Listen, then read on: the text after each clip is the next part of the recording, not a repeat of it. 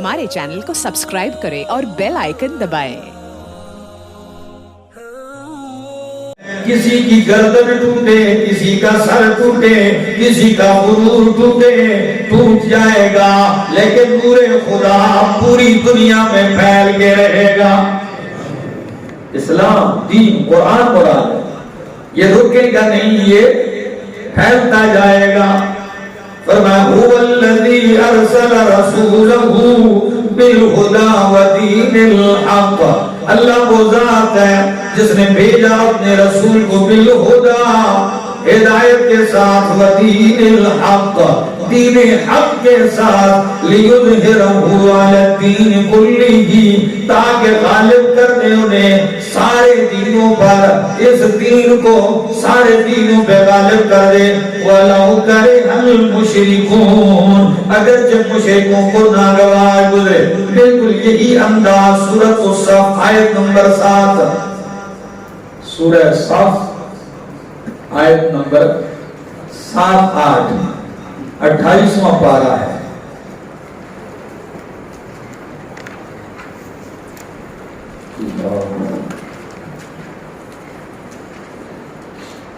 اٹھائیسواں پارہ،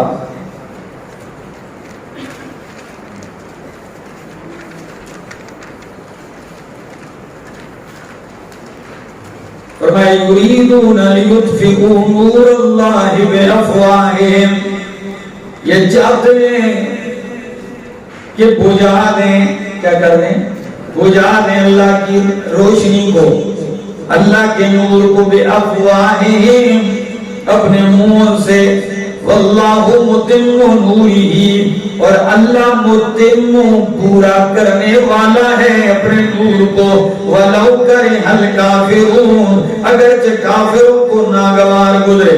هو الذی ارسل رسولہ بالہدی ودین الحق، اللہ وہ ذات ہے جس نے بھیجا اپنے رسول کو ہدایت کے ساتھ، دین حق کے ساتھ، لیظہرہ علی الدین کلہ، تاکہ دین کو غالب کر دے تمام دینوں پر، اگرچہ مشرکین کو ناگوار گزرے۔ بالکل یہی آیت دوسرے مقام سورۃ فتح، 26واں پارہ سورہ فتح، سورہ فتح کی آیت نمبر 28 ہے، 26واں پارہ۔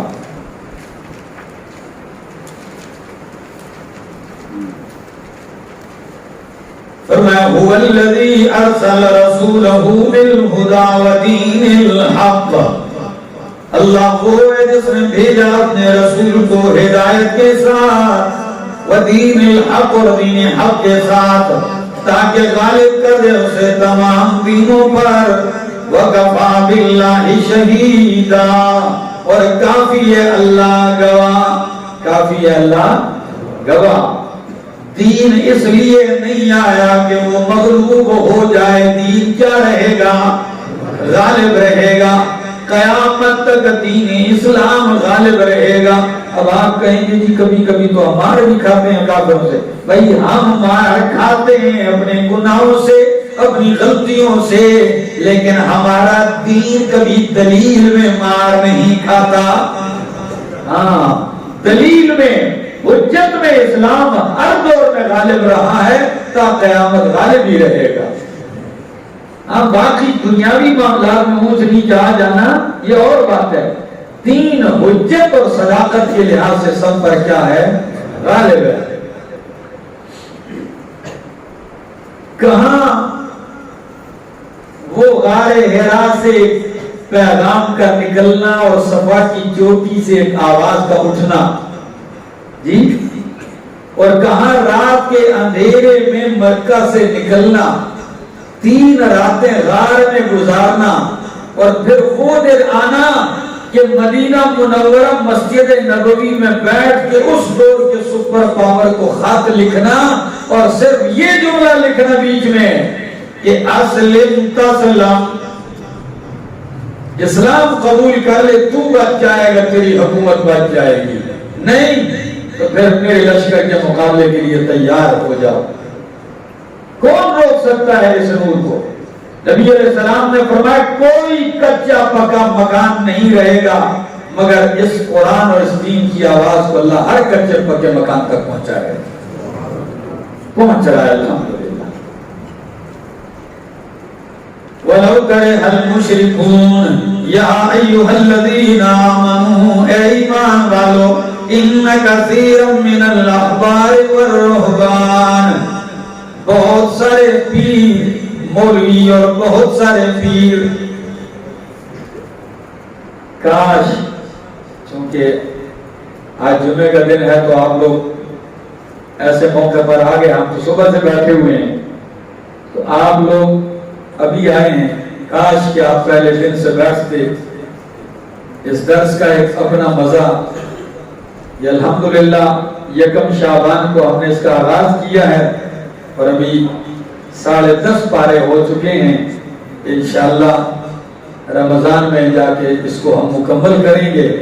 یہ طلباء کرام دور دراز سے ملک کے طول و عرض سے آئے ہوئے ہیں، یہاں 24 گھنٹے یہی ہوتے ہیں، تو یہ اللہ کا کرم ہے کہ اللہ نے اپنے مہمان ہمارے پاس ٹھہرائے ہوئے ہیں، اور یہ قرآن کریم کا یہ درس پڑھتے بھی ہیں، لکھتے بھی ہیں، پھر ظہر کے بعد جو صبح ہم 4-5 گھنٹے مسلسل میں درس دیتے ہیں تو یہ لکھتے ہیں، پھر اس کو زور کے بعد دہراتے ہیں، پھر مغرب کے بعد دہراتے ہیں، عشاء کے بعد رات کو بیٹھ کے پھر اس کو دہراتے ہیں، ایک عجیب سا ماحول ہوتا ہے۔ تو میرے دوستو سنیے، فرمایا یا ایھا الذین آمنوا اے ایمان والو ان کثیرا من الاحبار، بہت سارے احبار میں سے، مولویوں میں سے، احبار جمع حبر کی، حبر کہتے ہیں عالم کو۔ حضرت عبداللہ ابن عباس رضی اللہ تعالیٰ عنہ کو جب دیکھا نا عبداللہ ابن مسعود رضی اللہ تعالیٰ عنہ نے فرمایا حبر هذه الامہ، اس امت کا سب سے بڑا عالم ہے، ترجمان القرآن ہے۔ تو احبار حبر کی جمع، فرمایا اہل علم والرہبان، بہت سارے پیر مشائخ رہبان زاہدین لیأکلون اموال الناس بالباطل، البتہ کھاتے ہیں لوگوں کا مال باطل طریقے سے۔ کس طریقے سے؟ باطل طریقے سے لوگوں کا مال کھاتے ہیں، اور پھر یہ بھی کہتے ہیں لیس علینا فی الامیین سبیل، ان انپڑھ جاہلوں کا مال کھانے میں ہم پہ کوئی گناہ بھی نہیں ہے۔ خوب حضرت صاحب پیٹ کے اوپر ایسے ہاتھ مار کے کہتے ہیں سکھاں دا مال ساڑھے تے حلال ہے، کھاؤ بھائی۔ کتنا بڑا شکوہ ہے، فرمایا باطل طریقے سے، ناجائز طریقے سے مال کھاتے ہیں۔ اگر یہ باطل طریقے سے مال نہ کھا کر حق کا مسئلہ بیان کرتے تو ان کو یہ ہمیشہ ہوتا کہ نذرانے بند ہو جائیں گے، لوگ چندے بند کر دیں گے، لوگ یہ جو ہمیں نوازشات ہیں یہ سارے بند ہو جائیں گے۔ اللہ نے اس کا کئی مرتبہ ذکر کیا، دوسرے مقام پہ فرمایا اگر یہ قرآن کو قائم کر دیں تو یہ آسمان کی اوپر سے اور پاؤں کے نیچے سے کھاتے رہیں گے۔ اتنا لوگوں ہے لَأَكَلُوا مِن فَوْقِهِمْ وَمِن تَحْتِ أَرْجُلِهِمْ، روزی تو اللہ دیتا ہے۔ امام راضی رحمت اللہ تعالی علیہ آپ میں سے عوام میں، یہ وہ ہستی گزری ہے تقریباً عوام نہیں جانتے، 22 جلد میں اللہ کی کتاب کی تفسیر لکھی ہے، اور سورہ فاتحہ سے صرف جو ہے 20,000 تک مسائل نکالے ہیں۔ علم کا ایک بحر، لیکن کیا کہتے ہیں؟ کہتے ہیں جب اللہ کی کتاب تفسیر لکھنے لگا قرآن کی تو اتنے پیسے ہی نہیں کہ قلم خرید سکوں، دوات سے ہی کاغذ لے سکوں، یہ الگ، لیکن گھر کا سامان بیچ کے جب قرآن کی خدمت شروع کی اللہ نے اتنی فراوانی کی ادھر تفسیر مکمل ہونے والی تھی، رب نے اتنی نوازشات کر دی کہ اس دور کا گورنر بادشاہ ان کے قرض کے تلے دبا ہوا تھا. حالات نہیں ہوں پلٹا کھایا. سختی بھی آتی ہے، پریشانی بھی آتی ہے، تکلیف بھی آتی ہے، لیکن اللہ کے لیے ڈٹ جاؤ.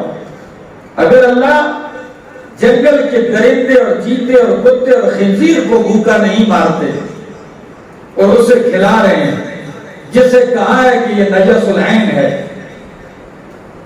تو کیا جو اللہ کی کتاب کا خادم ہوگا دین کا تو بھوکا مرتا جائے گا؟ یہ آپ کی سوچ کیا ہے؟ شکوہ ہے ان لوگوں سے جو صرف امت سے، لوگوں سے مال کو بٹورتے ہیں، دولت کو ان سے بٹور لیتے ہیں، لیکن زندگی بھر ان کو کبھی مسئلہ توحید نہیں سناتے. ساری زندگی گزار دی، ان سے ہاتھ کے بوسے کو لے لیتے ہیں، ٹھیک ہے بھائی پیار ہے کر لو، ہاتھ چوما لو، لیکن زندگی بھر وہ آتا رہا ہے، بکرا بھی لا رہا ہے، چھترا لا رہا ہے، جاتے ہوئے آستے سے سلام کرتے ہوئے کچھ تحفہ تحائف بھی دے کے جا رہا ہے، لیکن پوری زندگی اس کو توحید کا مسئلہ نہیں بتایا. یہ ظالم جواب دے گا کل قیامت میں. فرمایا ان کثیر من الاحبار والرهبان، بہت سارے مولوی اور پیلا یاکلون اموال الناس بالباطل، کھاتے ہیں لوگوں کا مال باطل طریقے سے. کس طریقے سے؟ صرف اسی پہ گلا نہیں ہے کہ مال کھاتے ہیں، اگلی بات جس سے بھی بڑی ہے وَيَصُدُّونَ عَن سَبِيلِ اللَّهِ، کہ اللہ کے راستے اللہ کی کتاب سے منع بھی کرتے ہیں. یہ بھی نہیں کہتے ہیں بس. ادھر ایک بندہ آیا تھا مجھے ملا، کہنے لگا چند جمعے آپ کے پاس پڑھے ہیں. میں نے کہا کیسا ماحول پایا؟ کہتے ہیں ماحول تو بڑا اچھا پایا اور پریشانی بن گئی. میں نے کہا کیوں؟ کہتے ہیں مرشد کے پاس جب اپنے گیا ہوں تو ان سے میں نے ذکر کیا کہ مرشد جی میں جمعہ پڑھنے لگ گیا ہوں، قرآن بیان ہوتا ہے تو بڑے شوق سے. کہتے ہیں ان کا چہرہ لال، انہوں نے کہا بس جڑی چھتری تلے ہے میں اتھے ہی رہ. ہاں جس چھتری کے نیچے تو ہے اس چھتری کے نیچے سے نہ نکل. یعنی اتنا اپنے آپ پہ غرور کہ گویا کہ میں تمہارے لیے کیا ہوں؟ چھتری ہوں. واہ بھائی،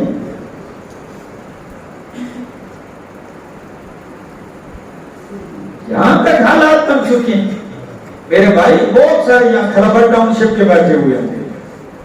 کیا آپ کے کھلبر میں ایسے لوگ نہیں تھے جو اپنے مردے کو، میت کو چٹھی لکھ کر بھیجتے؟ مرد ان کا مرید مرتا خط لکھتے، یہ کفن میں جا کے اس کے سینے پہ رکھو. میں نے پوچھا اس میں لکھا کیا ہوتا؟ اجی فرشتوں کو لکھا میں سب کچھ نہ کو اپنا آدمی اسے کچھ نہ تو اپنا آدمی ہے. میرا بھائی یہ تو جب پیش ہوگا تو پتہ چلے گا. ٹھیک ہے میں اکثر کہتا ہوں ہزاروں عیب ہیں ہماری ذات میں، لیکن بکتے نہیں خدا کی قسم ہم فقیر لوگ. بس ہوں گی غلطیاں، لیکن یہ ضرور ہے جو مسئلہ اللہ کی کتاب کی روشنی میں حق اور سچ ہے، ہم نے اس کی پرواہ نہیں کی کہ کوئی کیا کہے گا، کوئی کہے نہ کہے. ہم نے یہ دیکھنا ہے کہ اللہ کی کتاب کا مسئلہ ہے، اسے ڈنکے کی چوٹ پہ بیان کرو. فرمایا وَيَصُدُّونَ عَن سَبِيلِ اللَّهِ، اللہ کی راہ سے روکتے ہیں. وَالَّذِينَ يَكْنِزُونَ الذَّهَبَ وَالْفِضَّةَ. اب آپ کہیں گے تو کیا کسی عالم دین کو تحفہ دینا ٹھیک نہیں؟ نہیں، اس کا مطلب یہ ہرگز نہیں ہے ہاں کہ جو مجھے کوئی تحفہ دے رہا ہے تو وہ بھی نہ دے. نہیں بھائی، جو حق پرست ہو تو بندے کا دل کرتا ہے مال کیا، بندہ کہتا ہے یار میں کلیجہ نکال کے دے، ضرورت ہو میں جان دے دوں. لیکن مال لگتا بھی وہاں پر ہے جو دین کے خلاف ہے. سارا مصیبت یہ ہے. فرمایا ان الذین یکنزون الذهب والفضہ. امام مالک رحمت اللہ تعالی علیہ سال میں کتنے دن ہوتے ہیں؟ 365 دن ہوتے. ہر دن نیا سوٹ پہنتے، ہر دن نیا سوٹ پہنتے، تو کیا ان کو کپڑے کا کارخانہ لگا ہوا تھا؟ مل تھی؟ نہیں۔ جب حق کے لیے تکلیفیں برداشت کی، اللہ نے ایسے لوگ دیے۔ اور یہ بھی نہیں آپ کے ہر دن نیا سوٹ پہنتے تھے، درزی سے نیا سلا ہوا، تو باقی تو پھر گھر میں سوٹوں کا انبار نہیں، جسے اتارتے اسی کو صدقہ کرتے جاتے۔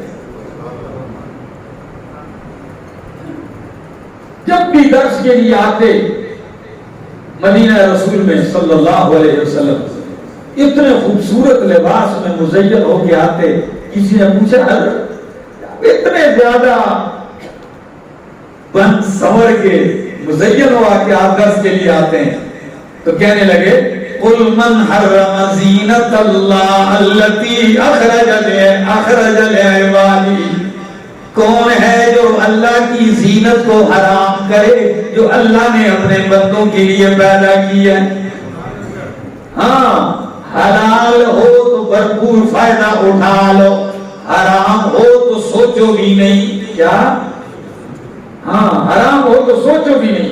لیکن یہاں معاملہ کچھ اور ہے، معاملہ مولویت کا ایسے کر دیا کہ مولوی کو حرام کھانا تو چلو کوئی پرواہ نہیں، لیکن حلال اگر کسی دوسرے رنگ کا کپڑا پہن لی، اور مولانا صاحب تسی چٹا ہی کپڑا پایا کرو گا، تو نہ پایا، یہ کیا ہے؟ جو مرضی ڈالے۔ کئی مسجد میں جا کے مسجد میں جانا ہوا، مسجد خالی ہے تو ممبر پہ دیکھتا اتنی بڑی پگڑی رکھی ہے، پتہ نہیں کوئی چھوڑ کے چلا گیا ہوگا پگڑی، یہ کیوں رکھی؟ جی پڑھ کے بغیر نماز نہیں ہوتی، ہاں جو امامت کروائے گا وہ پگڑی پہنے گا، نماز پڑھائے گا، پھر اس کو کیا کر دے گا؟ کہا اتنی ترقی ہوگی، پہلے وہ پلاسٹک کی ٹوپیاں آ گئی تھی گھاس والی، اب آہستہ آہستہ پلاسٹک کی پگڑی بھی آنے والی۔ نہیں بھائی، یہ کوئی لازمی ہے، یہ کوئی ضروری ہے؟ دین کو سمجھا ہی نہیں ہے۔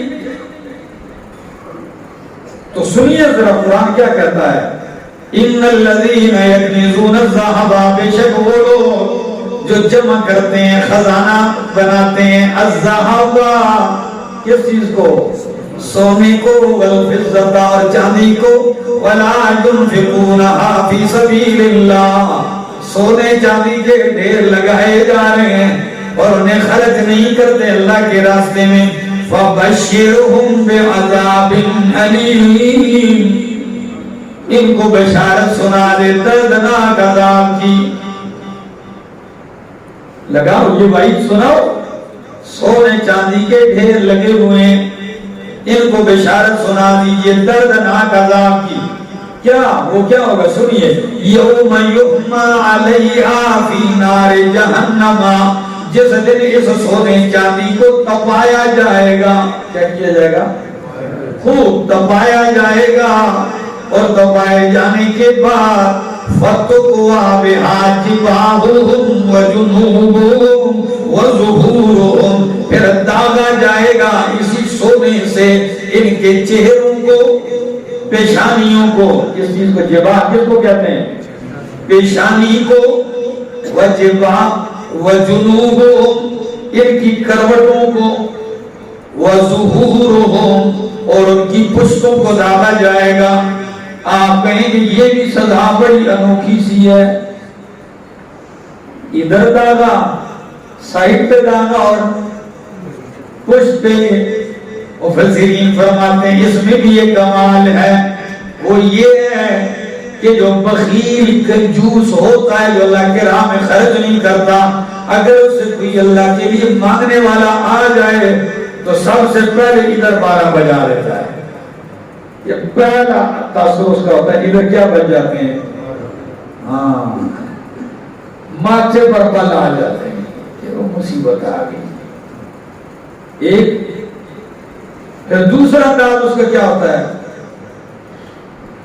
وہ مانگنے والے بڑا منگا سائڈ کا کہہ دیا، فرمایا اس کی کروٹ کو بھی ڈالو، جس پیشانی پہ بل ڈالا ناگوائی کی، اس کو داغو، جب سائیڈ پہ پھرا اس سائیڈ کو داغ دو، جب اس پہ بھی نہ ہو آہستہ سے منہ در کر کے چل پڑتا ہے، اس کی طرف بالکل پیٹ کر دیتا ہے۔ فرمایا آخر میں اس کی پیٹ کو بھی کیا کر دو، داغ دو۔ فَتُقْوَى بِهَا جِبَاهُهُمْ وَجُنُوبُهُمْ وَظُهُورُهُمْ هَذَا مَا كَنَزْتُمْ، یہ وہی ہے جو تم نے جمع کیا تھا اپنی جانوں کے لیے۔ فَذُوقُوا، چکھو مَا كُنْتُمْ تَكْنِزُونَ، جو تم اکٹھا کرتے تھے۔ إِنَّ عِدَّةَ الشُّهُورِ عِندَ اللَّهِ اثْنَا عَشَرَ شَهْرًا، بے شک گنتی مہینوں کی اللہ کے ہاں 12 ہے۔ گنتی مہینوں کی کتنی ہے؟ یہ واحد صورت ہے جس میں مہینوں کی تعداد بتائی۔ کتنے مہینے؟ 12 ہیں۔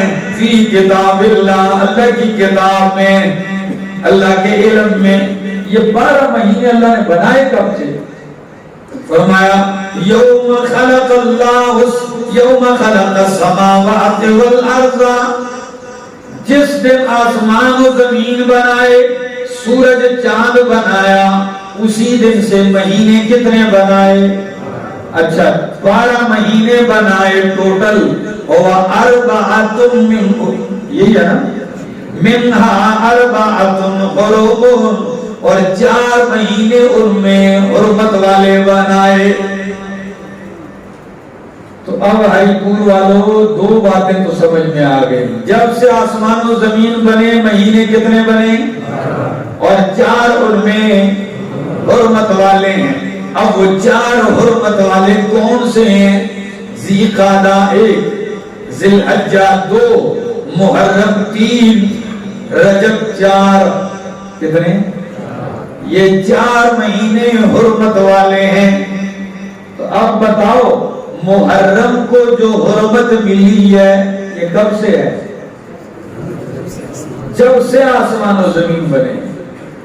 ذی قعدہ ذی الحجہ کے مہینے کو حرمت کب سے ملی ہے؟ جب سے آسمان و زمین بنے ہیں۔ رجب کو حرمت اس دن سے ملی ہے۔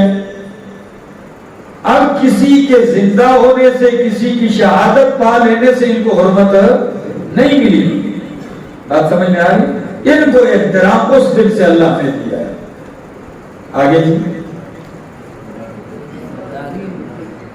ذالک الدین القیم، ذالک الدین القیم، یہی درست اور مضبوط دین ہے۔ فلا تظلموا فیہن انفسکم، بس زیادتی نہ کرو، ظلم نہ کرو ان مہینوں میں اپنے اوپر۔ وقاتلوا المشرکین کافۃ، اور لڑو مشرکین سے سارے مل کر۔ کما یقاتلونکم کافۃ، جس طرح وہ تم سے سارے مل کے لڑتے ہیں۔ او مسلمانوں تم بھی متحد ہو کے ان سے لڑو۔ وَاعْلَمُوا، اور جان لو، ان اللہ مع المتقین، کہ بے شک اللہ پرہیزگاروں کے ساتھ ہے۔ انما النسیء زیادۃ فی الکفر، بے شک مہینوں کا مؤخر کرنا یہ کفر میں اضافے کی بات ہے۔ یضل بہ الذین، گمراہ کیے جاتے ہیں اس کے ذریعے وہ لوگ جنہوں نے کفر کیا ہے۔ یحلونہ عاما، اسے حلال قرار دیتے ہیں 1 سال۔ ویحرمونہ عاما، اسے حرام قرار دیتے ہیں دوسرے سال۔ لیواطئوا، تاکہ پورا کریں عدتہ، گنتی کو، ما حرم اللہ، اس کے موافق جو اللہ نے حرام کیے، فَيُحِلُّوا مَا حَرَّمَ اللَّهُ، بس یہ حلال کرتے ہیں اس کو جو اللہ نے حرام کیا ہے۔ زُيِّنَ لَهُمْ سُوءُ أَعْمَالِهِمْ، مزین کر دیے گئے ان کے لیے ان کے برے اعمال۔ وَاللَّهُ لَا يَهْدِي الْقَوْمَ الْكَافِرِينَ، اللہ ہدایت نہیں دیتا قوم کافرین کو۔ سمجھو میرا بھائی کیا مطلب ہے؟ مہینے 12 ہیں، 4 حرمت والے ہیں۔ یہ حرمت ہر دور میں ان کی برقرار رہی، اب بھی ہے قیامت تک۔ لیکن مشرکین مکہ وہ بھی ان 4 مہینوں کا احترام کرتے تھے، لیکن کیا کیا جائے، ڈنڈی بھی مارتے تھے۔ کیا؟ اب وہ ڈنڈی کیسے مارتے تھے؟ مثلا جنگ جاری ہے، چلتے چلتے گزرتے گزرتے آگے آ گیا ذی قعدہ کا مہینہ، تو ذی قعدہ تو حرمت والا ہے، تو اب ذی قعدہ ذی الحجہ میں لڑائی نہیں ہے، محرم آ گیا یا رجب کا مہینہ آ گیا تو کہتے ہو وہ بھی تو جنگ جاری ہے، بیچ میں محرم کا مہینہ آ گیا، ذی القعدہ کا آ گیا، ذی الحجہ کا آ گیا، کیا کریں؟ ان میں سے ایک جو بڑا ہوتا وہ کہتا ہے میں نے اس سال محرم جو ہے نا یہ مؤخر کر کے اگلے مہینے میں لے جاؤ۔ جیسے گرمی میں روزہ آئے تو آپ اس دفعہ رمضان میں جنوری میں لے جاتے ہیں، ٹھیک ہے، یہ حرمت والا مہینہ کیا کر دو، یعنی یہ مہینہ حرمت والا نہیں رہا، لڑ بے فکر ہو گئے۔ اب جو احترام اس کا کرتے تھے اس کا اب نہیں کریں گے، اب بعد میں کوئی مہینہ جو آئے گا اس کا احترام کر لیں گے، جیسے بندے سے روزے قضا ہو جائیں اور وہ بعد میں رکھ لیتا ہے، تو یہ تاخیر کرتے، اپنی مرضی سے مؤخر کرتے اور اپنی مرضی سے ان کے احترام کو کبھی جائز برقرار اور کبھی کہتے ہیں حلال ہے، ٹھیک ہے جاؤ جاری رکھو۔ تو قرآن کہتا ہے انما النسیء، بے شک یہ مہینوں کا مؤخر کرنا اپنے اصل مقام سے، زیادۃ فی الکفر، یہ تو کفر میں مزید بڑھنے کا کام ہے۔ کافر تو تم پہلے سے ہو لیکن یہ کام کر کے مزید کیا ہو رہے ہو، کفر میں پڑھ رہے ہو۔ یضل بہ الذین کفروا، گمراہ کیے جاتے ہیں سے وہ لوگ جنہوں نے کفر کیا۔ وہ کیا کرتے تھے؟ فرمایا یحلونہ عاما ویحرمونہ عاما، ایک سال وہ انہیں حلال قرار دیتے اور ایک سال انہیں حرام قرار دیتے۔ تو اس طرح جب کرتے تو سال کے مہینوں میں گڑبڑ آ گئی، اب پتہ ہی نہیں چل رہا جو اصل مہینہ محرم کا کون سا ہے، اصل مہینہ رجب کا کون سا، سارا گڑبڑ کر دی۔ جب گڑبڑ کر دی، نبی علیہ الصلوۃ والسلام نے حجۃ الوداع کے موقع پر فرمایا تھا، ذی الحجہ کا مہینہ تھا، آپ نے فرمایا وہ جس طرح اللہ نے مہینوں کی ترتیب قائم کی تھی اللہ کے فضل سے مہینے اسی ترتیب پہ آ چکے ہیں، یعنی جو انہوں نے گڑبڑی پیدا کی تھی وہ کیا ہو گئی ہے، ختم ہو گئی۔ اب اصل یہی مہینہ ہے، یہاں سے آگے دوسرے مہینے گننا کیا کر دو، شروع کر دو۔ اللہ سے دعا ہے اللہ عمل کی توفیق عطا فرمائے اور اللہ قرآن کریم کی سمجھ نصیب فرمائے۔